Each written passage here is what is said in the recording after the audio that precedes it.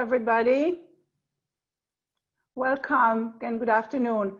My name is Untitled Chapter, and I'm a professor of finance and economics here at the Stanford Graduate School of Business and a co-director of the Corporations and Society Initiative, CASI. Engaging the GSB community and others on issues that we believe are truly important is a key mission of CASI. So I want to welcome you and thank you for joining us. And I'm especially grateful to our guest, Stacey Mitchell, for joining us today. CASI focuses on governance issues as they pertain to corporations. How do we ensure that corporations can be trusted to benefit their stakeholders, ultimately society as a whole, without mistreating, deceiving, and harming? How do we ensure that governments write and enforce appropriate rules and that corporations comply with those rules? And what are the roles of employees, customers, investors, academics, courts, and the media in shaping our private and public sector institutions, their cultures, and their impact on all of us?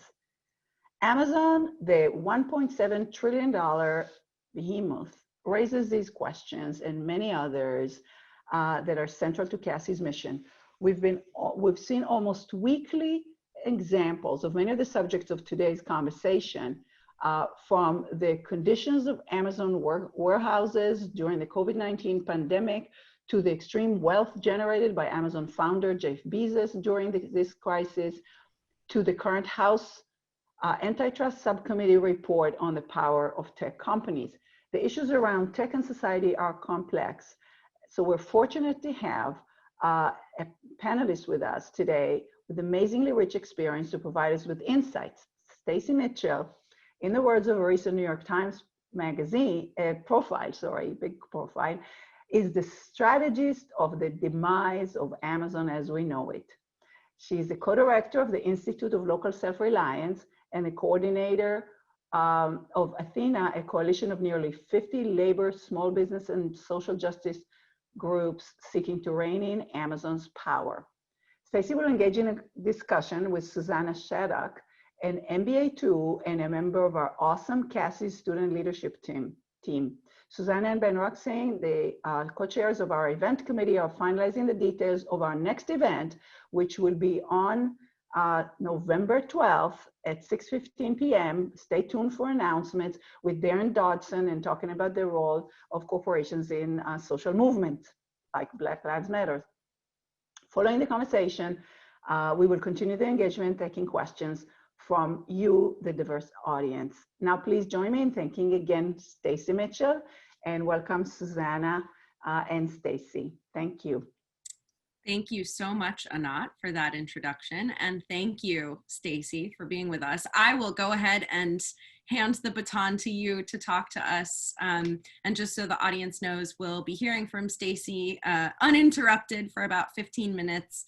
And then I'll start by asking her some questions, and then we'll open it up to all of you to ask questions. So please use the Q&A feature to submit any questions you have for Stacey, and we will ask them at the end. But Stacey, take it away.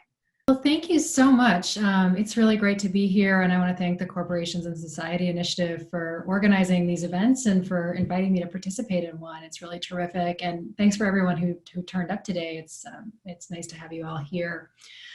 So I run an organization called the Institute for Local Self-Reliance. We're a national research and policy advocacy organization, and we're deeply concerned about growing levels of corporate concentration across the economy and the impact that that's having on working people, small businesses, local communities, and ultimately our democracy. And we're working very hard to shift the underlying policies that have led to that growing levels of concentration.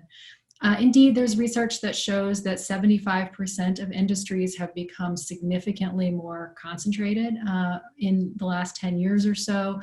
Some of this concentration we can see in companies like Walmart, which now captures $1 out of every $4 that Americans spend on groceries, and utterly dominates the grocery market in about 40 different metro areas.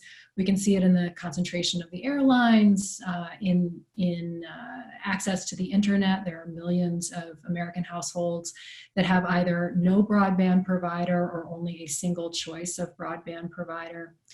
And the monopoly power is stuff that we can see, but it's also hidden from us. You walk down the beer aisle at your supermarket and you see lots of different choices. Some of them kind of mainstream beers, some of them craft beers. Most of those choices are owned by just two companies. Even many of the craft brands are in fact owned by the two companies that produce about 70% of all of America's beer.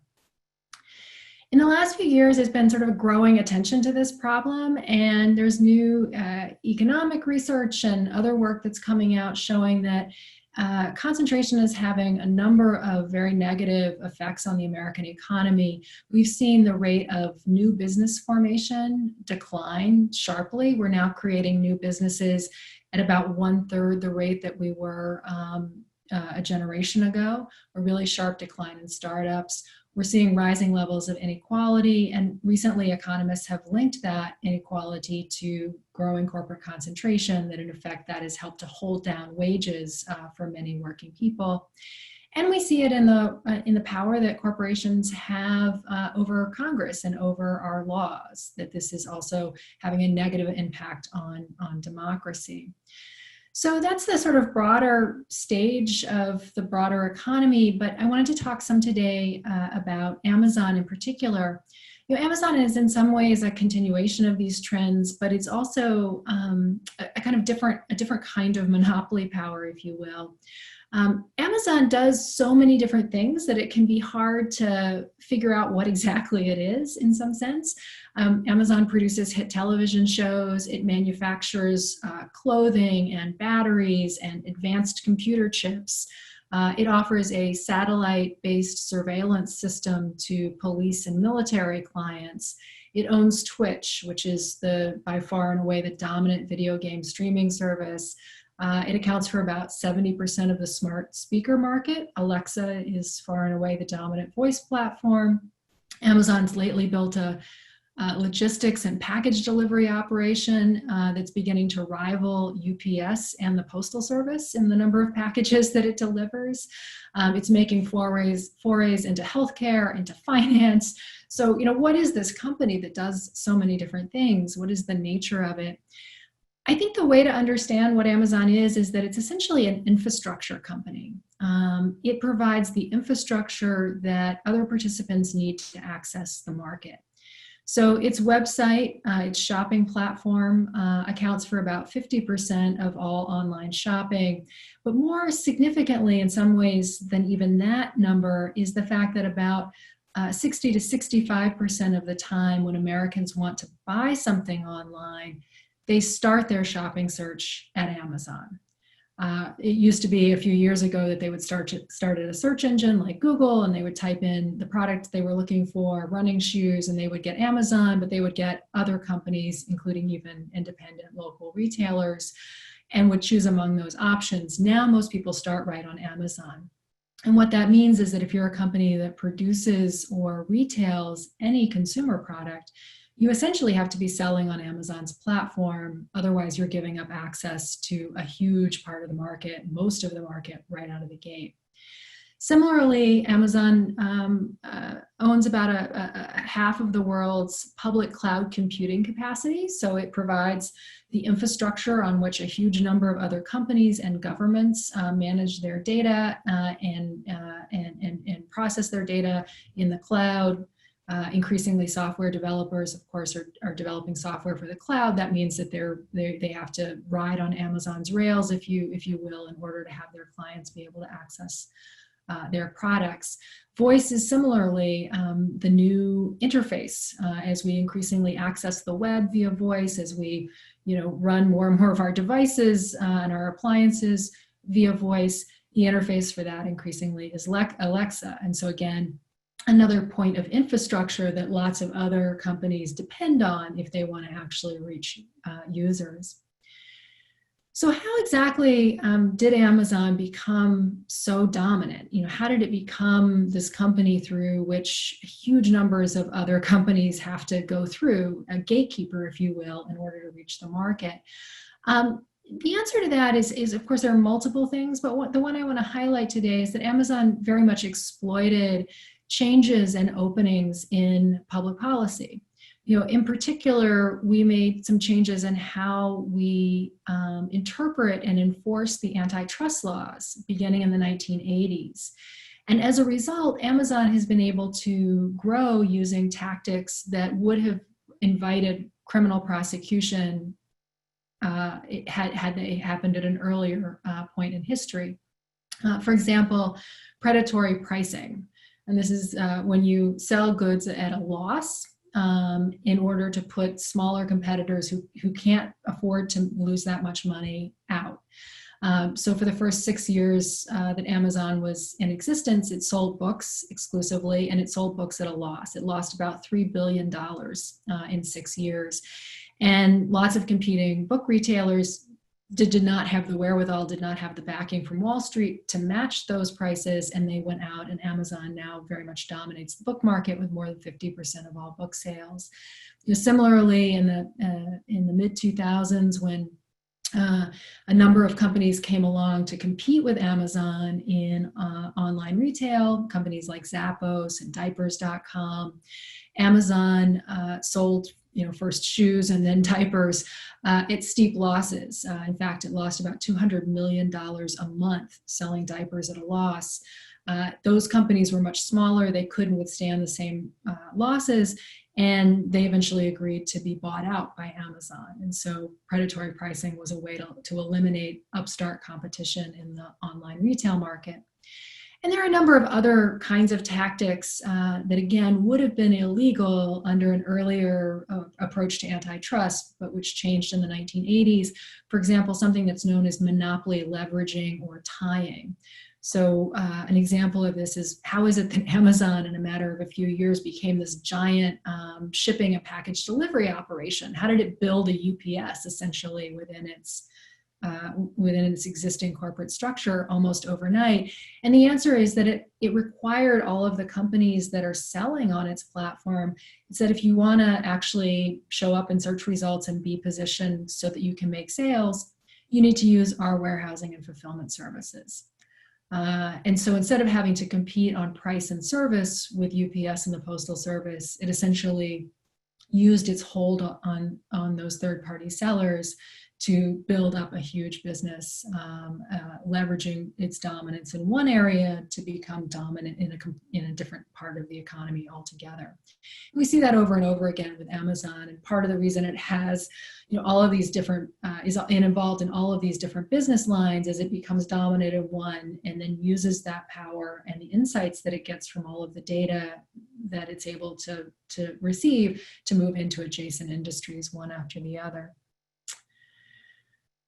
So what all of this one of the things that this all comes down to in terms of what are the consequences of this, I think we should understand Amazon as increasingly a kind of governing force, that in effect, Amazon is a private regulator of our markets, if you can even call them markets anymore. So in a democracy, a market is a free and open space that exists in the context of publicly determined rules. And everyone has more or less equal access to it. But now more and more of our commerce is not happening in a public market. It is happening in a private arena that is controlled by Amazon. So whether you succeed or fail in selling online is largely dependent on whether or not how Amazon treats you, whether it discriminates against your business or offers you more favorable positioning. Amazon determines winners and losers increasingly because of that power. It also sets the rules. It defines the terms and the policies essentially that govern that market. And it's not a democratic form of government either. It's an autocrat. It can suddenly change those rules where somebody who's built up a business selling on Amazon suddenly finds overnight that the rules are different and their business is no longer viable. They could even have their account suspended overnight, or discover that Amazon has increased its fees substantially and now their business no longer works. And Amazon is a tax collector through the fees that it charges to get through its gates. And absent real competition, it's been able to substantially increase those fees on third-party sellers over time. So they're paying higher and higher rents, if you will, to Amazon. This kind of power is, I think, fundamentally at odds with democracy and the notion of liberty, the notion of equality, and it has a lot of consequences in terms of our lives and the health of our communities. It means that many independent businesses, both producers of goods, publishers, manufacturers, are increasingly live and die by Amazon's dictates. And over time, Amazon is taking over more and more of the market, and they are being squeezed out and closing. Independent small businesses, small-scale manufacturers, brands of all kinds are falling by the wayside, and there is less and less diversity in the market. Fewer new ideas are being developed and being able to find an audience because everything is collapsing into this single pipeline. And that loss of businesses and that loss of startups and kind of dynamism has a negative effect on people's wages, particularly at the lower end, because there's less competition for labor. And it also has a really negative effect on the vitality of our communities. We are increasingly divided into a handful of metro areas that are seeing some level of prosperity, and then lots of regions of the country, sort of other cities, small towns, rural areas, that are losing businesses, losing jobs, and where circumstances are increasingly bleak. And that is tearing really at the fabric of our society and our democracy ultimately. So the question then to turn to as I close here is, so what is the solution to that? And I know Suzanne and I will talk about this more kind of in the Q&A and in the questions that you bring. There has been a growing movement, growing attention to the problem of monopoly power and to what happened to our antitrust laws. And that's coming partly from economists and scholars who've been doing research in this area that has begun to connect some of these dots. It's coming from journalists who are doing really good reporting. It's coming from policymakers who are recognizing that there's a real problem with extreme concentration, and from advocacy organizations like ours and many others. Last week, in part as a result of that advocacy and that activity, last week the House Antitrust Subcommittee released the findings of a 15-month investigation into the market power of big tech companies, Apple, Google, Facebook, and Amazon, and laid out a set of recommendations. Those recommendations, first of all, the report includes hundreds of pages of evidence. They interviewed tons of witnesses, gathered millions of documents from the companies, and so on, and presented, I think, a fairly extensive and comprehensive case for the fact that there is market power, concentrated market power, and that these companies are abusing it, and then laid out a set of recommendations that include splitting Amazon and other tech giants up along business lines, so spinning off those separate businesses into new companies and eliminating some of those underlying conflicts of interest and the ability to self-deal, to preference your own interest against others. To require that companies that function as infrastructure, to say you have a higher obligation, just as we have done with railroads and telephone wires in the past, to say you need to treat all comers equally. You need to have rules of fair dealing and non-discrimination. You can't use that gatekeeper power to gouge and disadvantage other businesses. And finally, to the sort of a third set of recommendations was around restoring our antitrust laws so that things like predatory pricing are not happening, that there's a higher standard to block those kinds of practices. So I think that the report has a great set of recommendations, and we're now sort of moving into looking at, moving towards trying to get legislation to actually implement those recommendations. So I will leave it there. Fantastic. Oh my gosh, so much to dig into. Any of my classmates who are on the call will know that these topics are some of my favorite to discuss. Thank you for sharing with us. I think I first want to start by asking a question that I feel obligated to ask as somebody who is at business school. We're speaking to a business school audience. You know, there's sort of a bias in the business school community often towards free markets and this idea that the invisible hands of the market will sort things out and prevent these kinds of problems from happening. And so I'm curious to get your perspective. You know, what would Milton Friedman say about Amazon? Does the story of Amazon really run counter to his free market narrative? You talked about some of the regulatory failures that enabled Amazon to get to where it is today, but I'm curious what you think the market failures might have been. Yeah, exactly. Well, to Milton Friedman, so he defined a monopoly, and I'll actually quote here: a monopoly exists when a specific enterprise has sufficient control over a particular product or service to determine significantly the terms on which others have access to it. So that was his definition of what a monopoly is. It's when you control something and you can dictate terms, essentially. So I'm thinking, and there are lots of different kinds of stories that I could tell about this, but the one that came to mind immediately was a small book publisher called Melville House. And a number of years ago, they were in negotiations with Amazon over the discount rate that they would be giving to Amazon and whatever other terms for their contract. And Melville was sort of holding firm on some of its terms, and Amazon didn't like that. And Melville House woke up one day and Amazon had removed the buy button from every one of its titles. Suddenly you could not actually buy any of its books.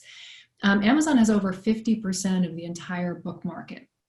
And so overnight, Melville House's sales dropped. Many of its authors, especially people who are releasing new books right about that time, when that early days of a new book is so important. Just overnight, they're just really hurt by that, threatening the existence of the company altogether. Melville House gave in. They agreed to Amazon's terms. And part of those terms meant that Amazon got a sweetheart deal, more of a sweet terms, while competing booksellers, including independent booksellers, got worse terms from Melville House because they didn't have that sort of muscle. And so the result was like furthering Amazon's market power within the book industry. So to Milton Friedman's definition, that's a monopoly. That's when you have that sort of power that you can dictate. And in this case, Melville House really didn't have alternatives. They weren't able to say, you know what, you're only 10% of the market, so we're going to take our business elsewhere if you don't want to negotiate with us on these terms. So, I think markets are fantastic. They really do a lot of things that are brilliant. And as I sort of alluded to in my talk, I don't think that markets really have failed. I think policy has failed. And, markets only exist in the context of agreed upon rules and some sort of social process by which you enforce those rules. If we're two villages trading with one another and I just show up with a bunch of armed people one day and we just steal your stuff, that's not a market, right? So there have to be agreements and rules that prevent coercion and that enable there to be a measure of equality and freedom in order to actually make markets work, and that requires public rules. So again, I think the question is, where did the rules go wrong? Where did policy go wrong that enabled this one entity to become so dominant that it can tell other people what to do? Yeah, that's a great point. And that connects, I think, to something that you wrote in your 2018 article for The Nation. You wrote, Amazon is moving us away from a democratic political economy in which commerce takes place in open markets governed by public rules, and toward a future in which the exchange of goods occurs in a private arena governed by Amazon. You spoke a little bit about that in your introductory remarks, but I'd love to dig into this. And just for some context, just last week, Cassie hosted a conversation about how technology companies, and specifically some of these internet platform companies, can undermine democratic ideas and processes. And so I'm curious, do you think that Amazon's business model is inherently at odds with the political economy of liberal democracies? Yes, I do. I think because it is really sort of, in some ways, usurping the role of government. the rules that they set for their marketplace governs a huge percentage of the online market. And that's, of course, true increasingly with software in the cloud. It's true in the voice market, where companies need to be able to connect to Alexa, integrate with Alexa, and therefore are subject to Amazon's terms for doing that, and to Amazon's surveillance, which is something, I didn't touch on maybe enough in the opening remarks, which is part of, being the infrastructure means that not only do you get to set the terms and, sort of pick winners and losers, but you have a godlike view of all of this activity occurring in the market, and you can see what your competitors are doing. You can see into industries that you're not in yet, and you can see patterns and activity in those industries. And then you can decide which of these industries is lucrative. Where do we want to go? And you move into that market with a built-in advantage that while everyone else is operating in the dark, you are the only one with that kind of incredible view and ability to surveil what's happening across all of these different markets. That's just an incredibly powerful place to be. And we do see something about, there are, I don't know how many, hundreds of thousands of businesses that, really depend on Amazon in order to reach the online market. Companies that in some cases a number of years ago had, their own websites and doing their own traffic, but as people no longer use search engines and found them, and all the traffic just started at Amazon, they had little choice but to sell on that platform. And I think that's what's really crucial. I interview third-party sellers a lot, and third-party sellers can be anywhere from like large manufacturers that, brand names that you would know that are selling on the platform, to an independent brick and mortar retailer, to a web-only retailer. And when I talk to them, they're like, yeah, I'm on these other platforms. I'm on Walmart's platform. I'm on eBay, but the share of sales happening through those places is minuscule. Everything is through Amazon. And so if they decide tomorrow to cancel my account, or to demote me in the search results, or to take, one of the things the Wall Street Journal has reported on, spying on popular products and then making a knockoff version of your product, and suddenly Amazon's version of it is ranking right there at the top. One of the things that Amazon has been able to do with this position of power, which is a governing power, is to levy a growing tax. So last year, the average cut of every sale by a third-party seller that Amazon took was 30%. 5 years ago, it was 19%. And so what we're seeing is that most of these businesses that are selling on Amazon's platform, they may generate revenue initially, but they're not actually profitable. And many of them are failing. Most of them, vast majority of them are failing and not actually succeeding on the platform. So yeah, I think in those ways, it's a direct threat to democracy because it's structuring our markets. It's playing the role of government. And then when you combine that with just the lobbying ability, the growing presence of Amazon in DC, that's another sort of set of problems.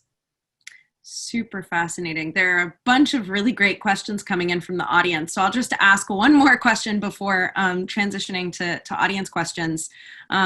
So I read a very interesting Wired article last night by Eli Pariser about using the analogy of the transition from sort of private walled pleasure gardens to public parks as a way to sort of make a recommendation for one path forward, specifically talking about internet platform companies. And I think more sort of public square, common spaces where people can communicate online. But I think, based on everything that you've been saying around Amazon sort of privatizing commerce on the internet, I'm curious if you feel like there might be an opportunity, in addition to the regulation recommendations that you already covered from the Antitrust Committee's report, is there maybe an opportunity for the creation of a public e-commerce space that is more controlled by, the public sector and is held for the common good in the same way that parks were created to create these public spaces accessible to all?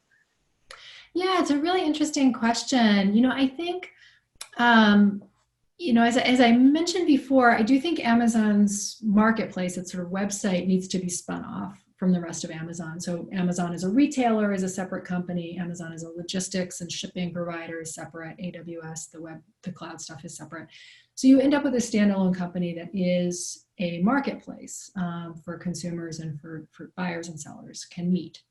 And because it's so dominant, that needs some level of public oversight in terms of saying, look, you're a common carrier. You've got to have rules that treat everybody equally. You can't discriminate. You can't gouge. So that begins to get you a step closer to something that is public in the sense that it is almost like a regulated utility, maybe kind of a model, has these public interest obligations. What I think would then be great is if we then saw other shopping platforms arise once we sort of, check Amazon's monopoly power. Does that then create space for other versions? And so, some of those maybe existing ones like Etsy could grow, for example, or something like that. And I think it's interesting to think about, well, is there a public model? Perhaps more relevant would be the notion of a cooperatively owned model, owned by the businesses selling on the platform. So similar to like Ace Hardware. People think Ace is a chain, but in fact, it's all independent hardware stores, and they collectively own a wholesaling operation. So they're able to do joint buying and warehousing and all of that, and to share the Ace brand, but the stores are independent and they have a voting control over Ace, the larger entity. So we could have something like that as a platform. And I think the other part of Amazon's business that stands out, well, there are sort of two that stands out from a public standpoint, the logistics operation. We have the Postal Service, which is a great institution, employs people at union wages, has a mission to serve all parts of the country equally, and so has a democracy leveling kind of mission baked right into what it does.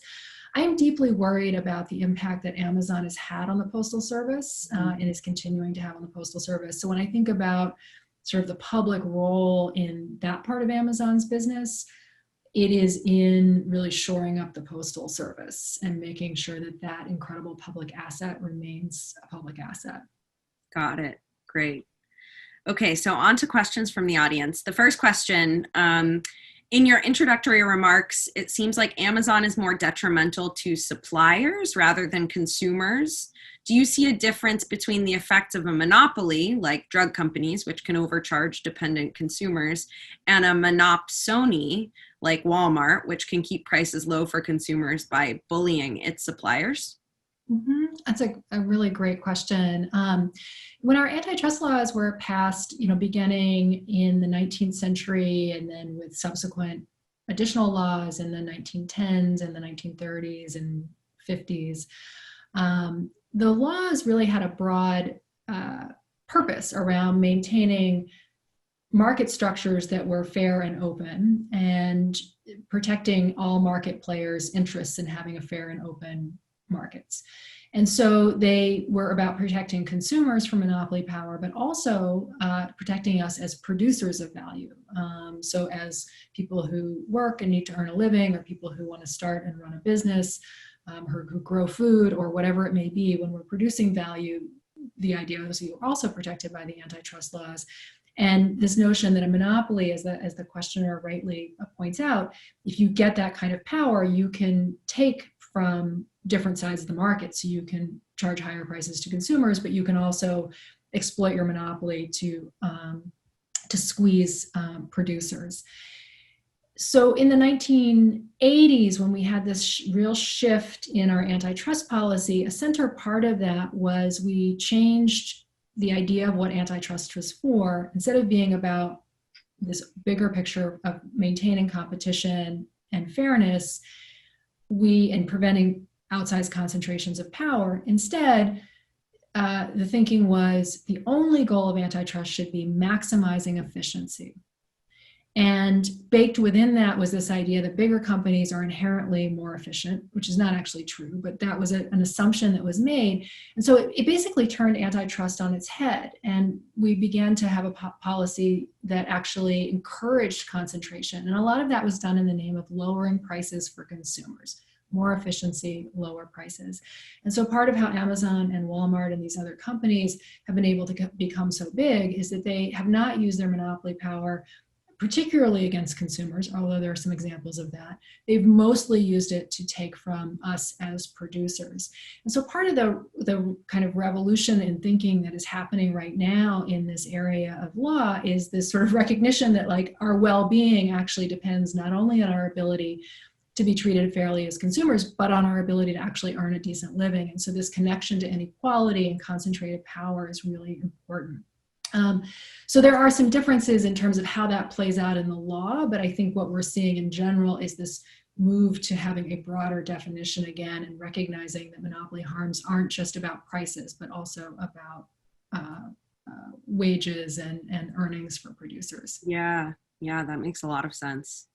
Another question here, what are your thoughts on Amazon's M&A strategy and specifically Amazon's acquisition of Whole Foods?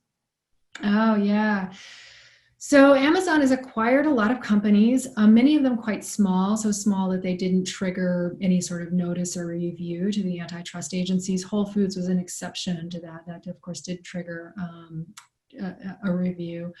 Amazon has used acquisitions to gain control of pivotal new technologies and to prevent other market players from getting access to those technologies. So one example of this is the very intricate and incredible robots that whiz around inside Amazon's warehouses. Those were created by a company called Kiva, which Amazon bought in, I think it was 2012, but I'm not quite sure the year right. And when Amazon bought that company, it immediately canceled Kiva's contracts with all these other retailers who relied on those robots in their warehouses. So now Amazon has the best technology out there, and it's blocked its competitors from having access to it. So there are lots of examples of this. With regard to Whole Foods, it's a good illustration of how the antitrust agencies have gone wrong, because it didn't get what's known as a second request, meaning that they, in 30 days, they looked at it and said, okay, it's fine, very quickly. They didn't look into it any deeper. And we don't know because they don't explain their decisions, which is one of the problems with policy right now. But what we assume is that they looked at this and they said, well, Amazon's a fairly tiny player in groceries and Whole Foods is tiny in groceries, so you can put the two together, no big deal in groceries.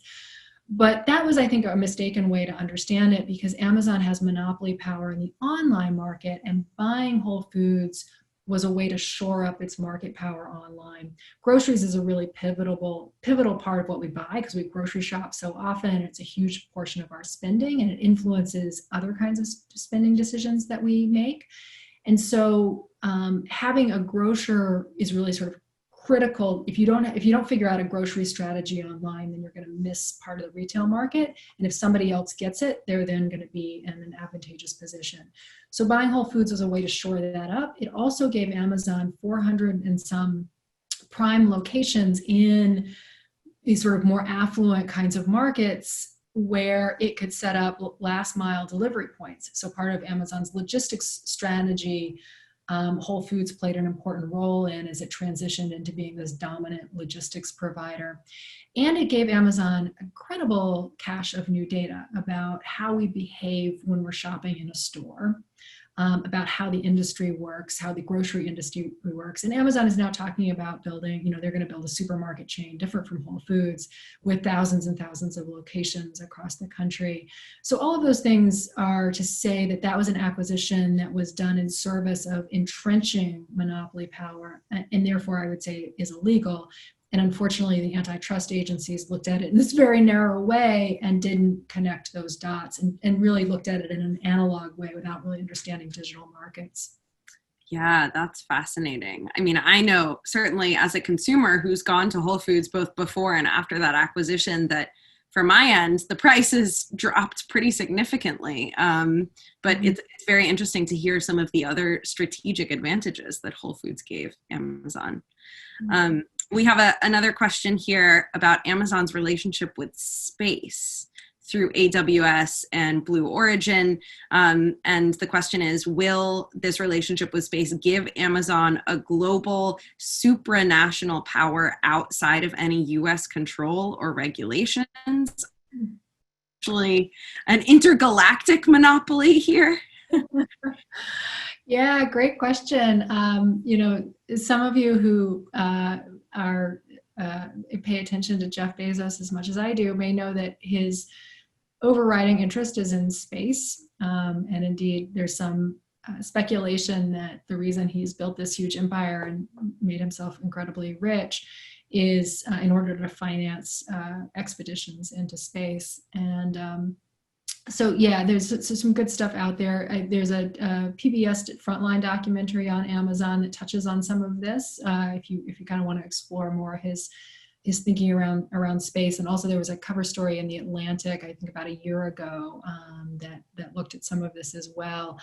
I am concerned about Amazon's got these sort of growing roles that are surveillance roles. So they've got a satellite-based surveillance system that they market to police and military clients. Mm-hmm. And what is different about what Amazon offers compared to what's gone before is that it's near real time.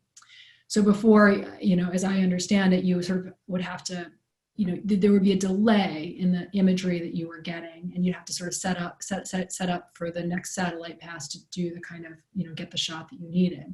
So there's always this delay, but Amazon has created a way where it's near real time. And so the ability for police, say, to intervene in a demonstration or for military action or the like to happen is substantially enhanced by this. And of course, it gives Amazon and whatever other corporate clients subscribe to it just an incredible view about what people are doing.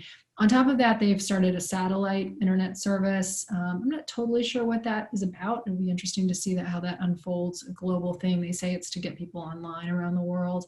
And then they've bought this home. They bought a company called Eero, which is a mesh network for home routers, the leading mesh network, which seems to be sort of a further bid around being able to have a complete view into what's happening in our homes and our offices, I should say, and other workplaces, where not only will you know sort of what's going through Alexa in terms of like who's at your door on your Ring doorbell and who's, what settings you're using on your washing machine and what you're asking the internet for and so on, what services you subscribe to, but now we'll actually be able, through having your control over your router, know which devices are being used and sort of the level of traffic. And again, a kind of surveillance for commercial purposes, but also one that feels really eerie to me. So I don't know how that relates to space, but it's certainly, this is not a company or an individual who thinks small about his ambitions. Yeah, space seems to be a common thread among billionaires these days. Between Bezos and Elon Musk, it's like a giant race. Okay, I know we have about 5 minutes left, so maybe one more question from the audience, and then we can wrap up. But one audience member asks, how do you see the role of Amazon in addressing societal issues such as climate change? Does Bezos's Earth Fund reflect an individual philanthropic decision or a strategic move on behalf of Amazon? Well, that's very interesting.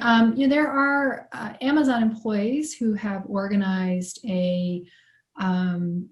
have organized amongst themselves to push Amazon on climate and have done a number of demonstrations. Some of them actually were fired in part because of for their activism. So I definitely look to them, and I apologize for not immediately remembering the name of their group, but you could probably find it online, and I would sort of defer to them for their perspective on what they think Amazon should be doing in that area, and whether it's actually doing what it's saying that it's doing. I do think sort of broadly, a couple of comments. I am concerned about how we've starved the public sector of resources, in part because companies like Amazon dodge paying taxes. Amazon in the last few years has paid effectively no federal taxes. And in Seattle, its home city, it fought very hard against attacks on larger companies to help it deal with new challenges like homelessness. So they are very much a tax dodger. They have a long history of dodging local, state, and national taxes and sort of manipulating the rules in that area. So as we starve the public sector, we are less able as a society to make the investments and the shifts that we need to make in order to reduce our climate pollution. And that's very concerning. And so then to do that on the one hand, and then to step in and position oneself as a savior on the problem, I think is really problematic, and gets back to my sort of broader critique, which is like, who is in charge? You know, are we members of a democratic society where we set the rules? Or are we, outcomes on things like climate and workplace safety and competition, increasingly determined by this sort of autocrat? And I think that that's really problematic. Great. Well, we're almost at the end. As I promised, I would love to ask you one final question before we close, which is really what we as business school students and future business leaders who may go on to work at Amazon or other companies that have this increasingly monopolistic power in the market, what should we be doing? What can we do to help make sure that the markets are more fair and equitable and open to everyone? Yeah, it's a great question. I think, a lot of people will get in touch with me and say, well, I'm going to cancel my Prime account and let's, boycott Amazon and that sort of thing. And I'm just not, I don't think that as consumers that this is on us or that we're going to solve this problem. And I should also say that I very much see a future in which we can benefit from all of the great things that technology has done, and online shopping and having packages at our doorsteps and all the things that we love, but can do so in a way where we open up these markets and where we have more competition instead of this sort of dominance. And so it's not about giving up technology or giving up any of that great convenience. It's more about shifting the rules so that we really have open markets. So I don't think it's on us as consumers, and I don't think it's on us, in that kind of capacity. I think really it's about rediscovering our citizenship muscle. And we really need Congress and our antitrust agencies, but particularly Congress, to step in and get antitrust law back on track, to do the hard work of thinking about how are our digital markets working, how are they not working, what do we need to do in order to address the huge myriad of problems that we're seeing across these different companies and sectors. And so I found that the House Antitrust Subcommittee's 15-month investigation was really incredible because it illustrated Congress's ability to deeply investigate a problem. It was bipartisan.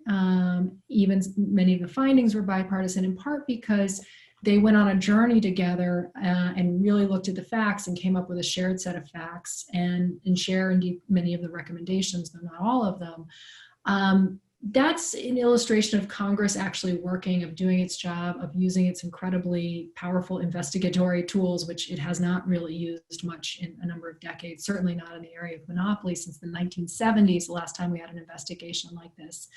So I'm really encouraged by this, but what's going to now make those recommendations move is if other members of Congress are hearing from constituents. And so this is about asking for meetings with your member of Congress, with their staff, saying, are you looking at this? I work in technology, I believe in this sector, but things have gone off the rails and we need to address those problems.